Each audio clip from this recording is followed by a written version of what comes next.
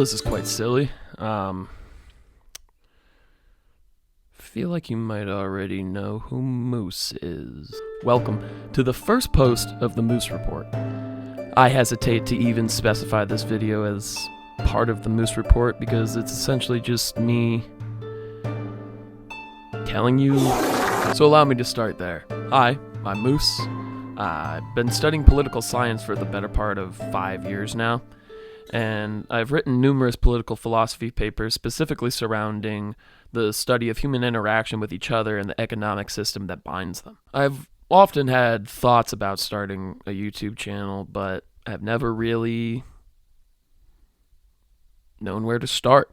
I've been creating content since I was about 13, and the only reason why I did not start earlier is because my mother believed that it wasn't safe for a child under the age of 13 to be unsupervised posting videos to random people on the internet.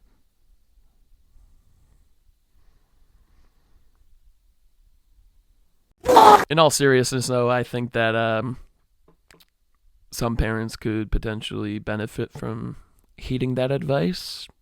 Thank you, Mommy. You're the best. But what is it, guys? We're at the Face House right now. Oh, they have a doorbell. Yeah, my mom's gonna be pissed. I really want them to come out.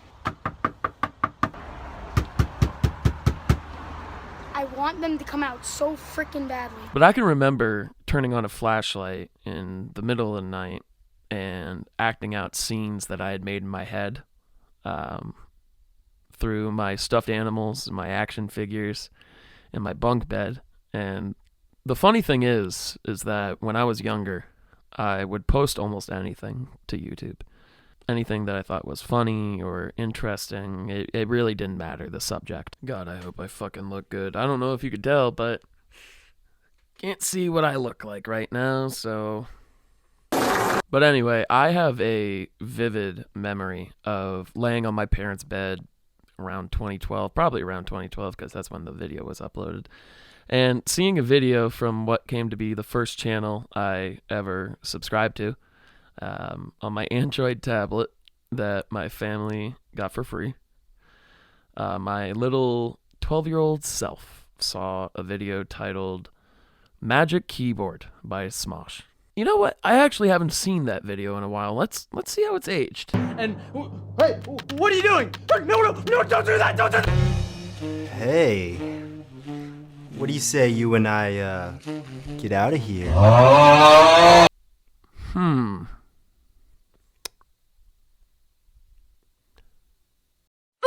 But anyway, back on topic.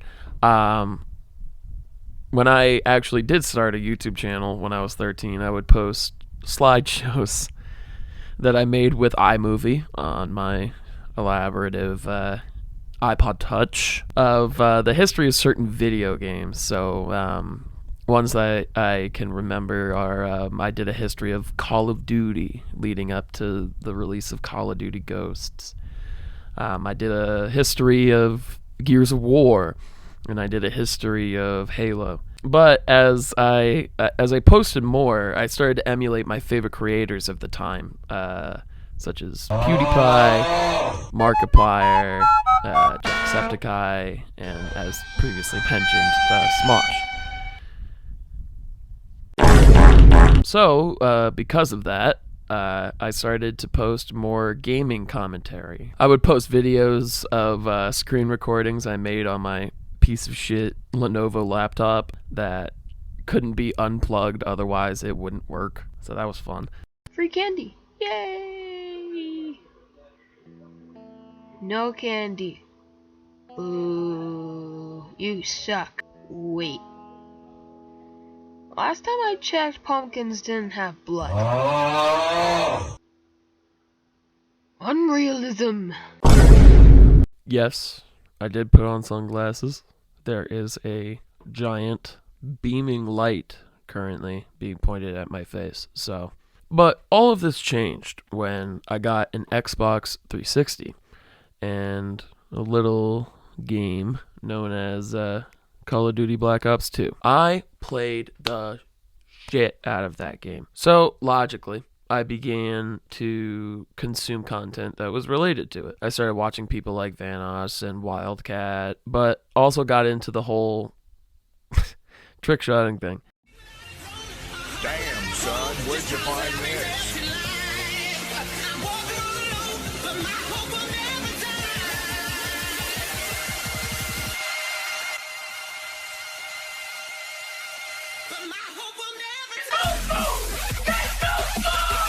Oh my god! Oh! Oh my fucking god! No, get the camera! Editing Moose here. I figured that I should probably include a video that I found of me probably when I was like 14 uploading trick shots, so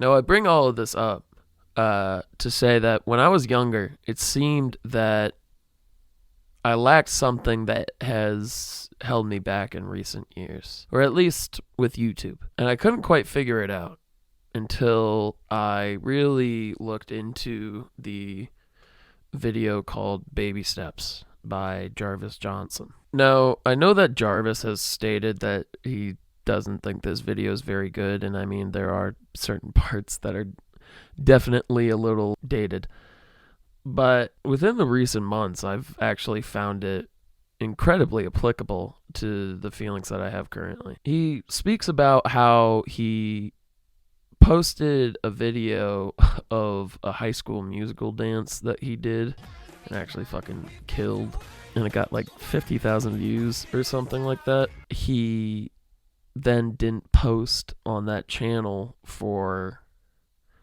like 8 or 10 years because, as he kind of put it, a fear of failure. Whatever I make is gonna suck, like really bad. Not even like Michael Jackson bad or The Room bad, like Green Lantern bad. Like, a lot of people spent a lot of money on this and they tried their best and it was still really bad. But that's kind of the point. Jarvis also speaks about how this manifested when he was younger with not wanting to try new things out of a fear of being embarrassed at one's skill level. But isn't that the whole point? I mean, at some point in Tony Hawk's life, he had to have been bad at skateboarding. At some point in Barry Bonds' life, he couldn't hit a baseball. But these people use that failure as fuel to become better. And that's exactly the use of this video. In the same way that Jarvis views his, first video now, I should be able to view this video, 3 years from now. Even though I've put in a lot of work into writing a script, making a somewhat of a set behind me, it's not going to be amazing. And I know that.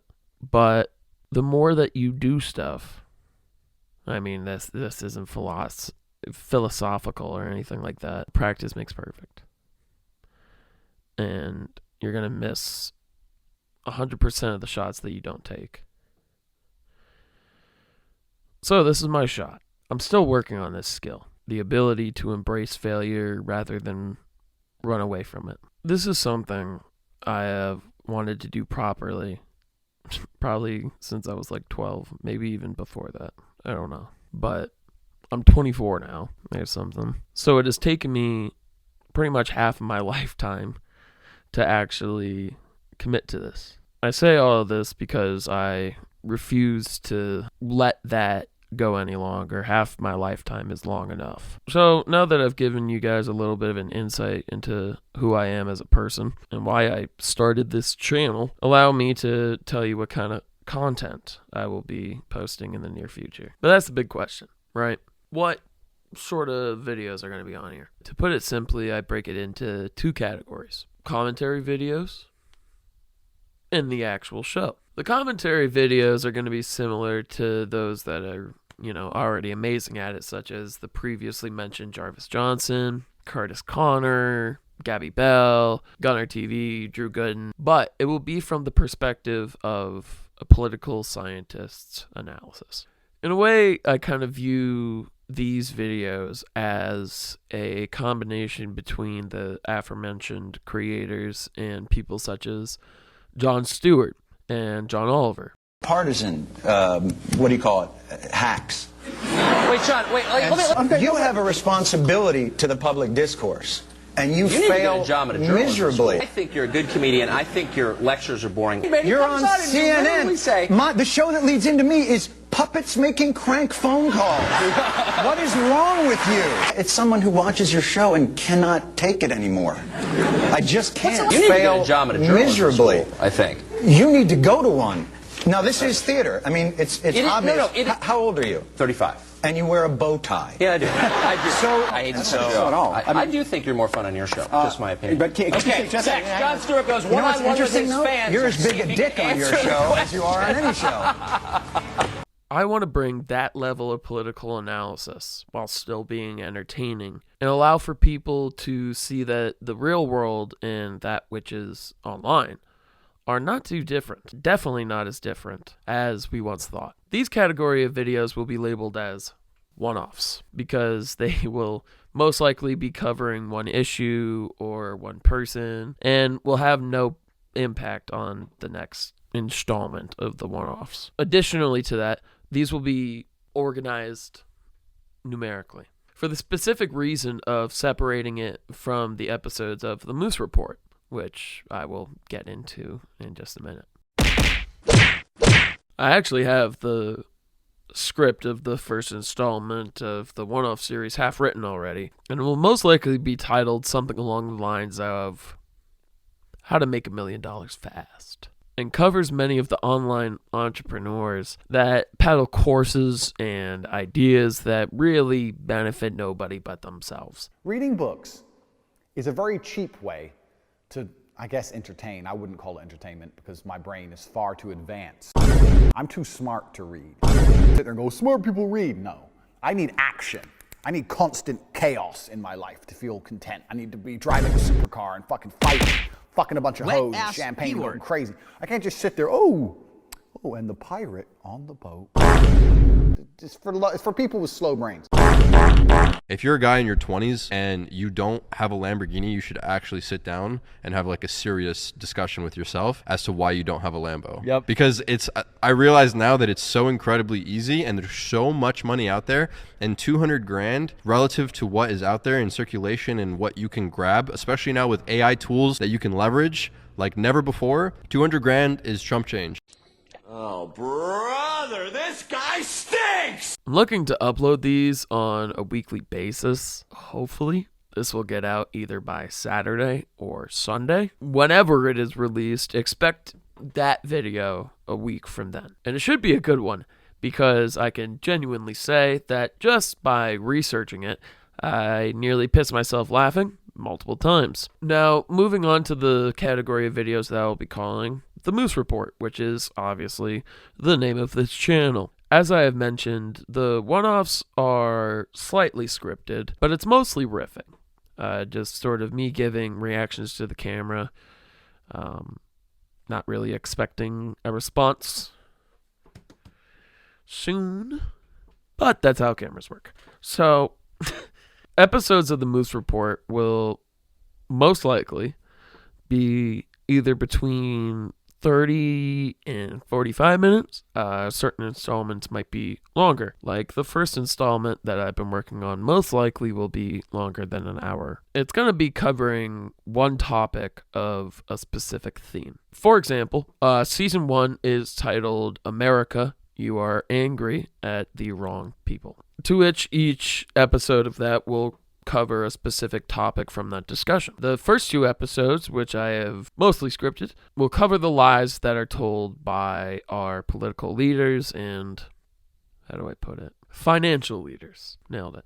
In order for them to maintain power. Now, these are heavily scripted videos. Obviously, with the one-offs, I write a script out just to get a sort of structure for it. But these are heavily scripted, more documentary style. And as you might be able to come to the conclusion of, it's going to be less lighthearted. And it's going to wish to push some buttons. Oh.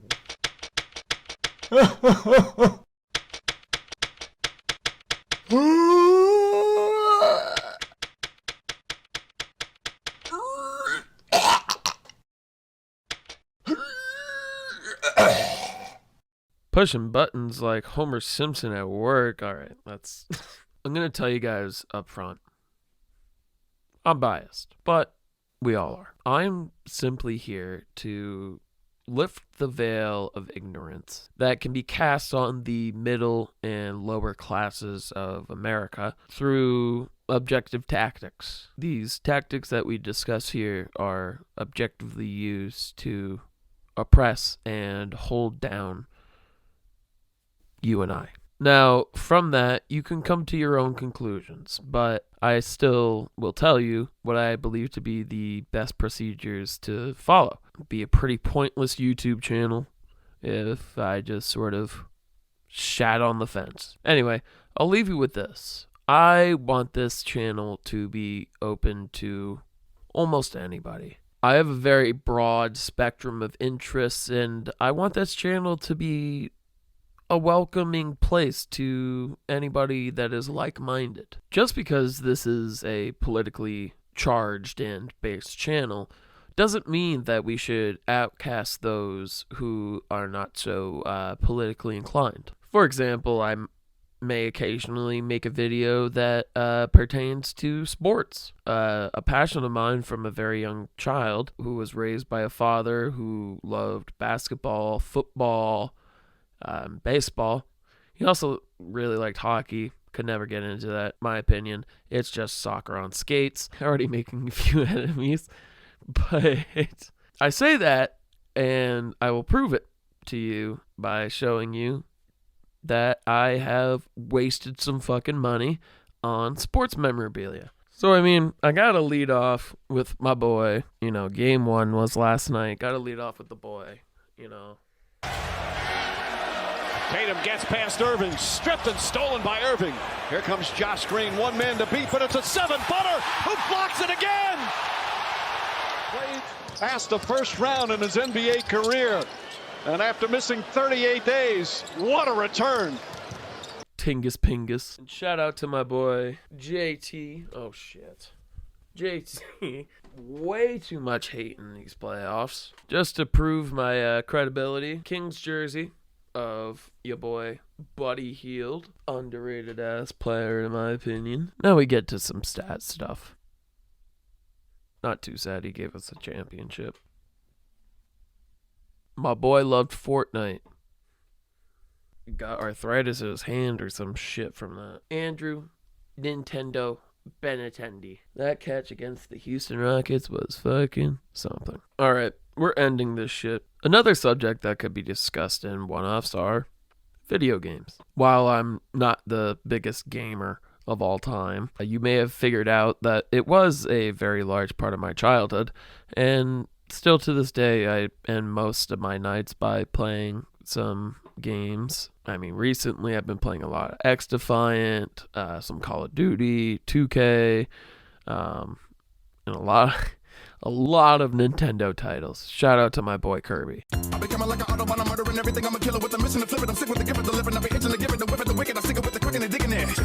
Like I said it before, I'ma get up and go and get it because I'm missing malignant. Keeping you riveted, living in polygamous in a bit. In a chicken, in a chicken, in a bit kicking it. I flow for the Middle West. Go for your little neck. Don't let me get it with your hoe. I'ma get it west. But I say all of this in an effort to create a potential community that is not gatekept. Too many times I find a content creator that I really like, but their audience is way too politically driven to the point where it actually may cut off some opportunities for the creator. And I mean, sometimes these creators are okay with that. They want a community that they can just sort of be 100% in line with. Anytime that they post a video, the people are supportive of it. But there have been certain creators that have seen that doesn't always end too well. It often ends with your own audience turning on you, exposing you for what is essentially just being a person who fucks up occasionally. When you are on the political left and you create that sort of audience, if you are not perfect, you will be heavily criticized. And I'm open to criticism. I really am. But I am not open to the sort of criticism where if you're caught with a Starbucks cup or something like that, I really don't believe in cancellation, but I really just want to sort of stay away from that sort of discourse, because a wise man once said there is no ethical consumption under capitalism. So even if you do believe that you are the perfect leftist, I can guarantee you that if you really want me to, I can point out some flaws within you. As long as you don't do that to me, I will hold you to the same standard. To put it simply, I don't want this potential community to farm any sort of animosity towards someone who hasn't been directly antagonistic towards them. Now, this doesn't mean, obviously, that I want to bring on fucking racists or homophobes or anti-Semites or pro-Zionists or anything like that. Really anything fueled by a hate for one innocent group. But what it does mean is that people are allowed to ask questions, for that's how most people learn. When was the last time you asked a question to somebody and they responded to you by calling you a dumbass? And you walked away from that conversation being like, wow, they actually, you know what, made a really good point. I think that person is right. And that's the conclusion I'm walking away with. Most likely not. You actually probably walked away from that conversation with being like, wow, that person's a fucking asshole. I mean, just like look at teachers. Most likely everyone's had a teacher who has been, stuck up and, expected everyone to know what they know. This isn't a diss on teachers. Most teachers are fucking amazing, and they are doing the best service that they can to the American community. The point being is that don't be the asshole.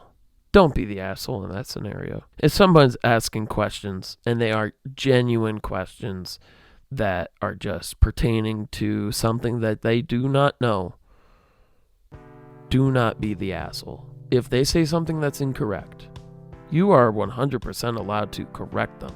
But again, don't be an asshole. I'll leave you with this. Michael Brooks said it best. Be kind to people and be absolutely fucking ruthless to systems. See you next week.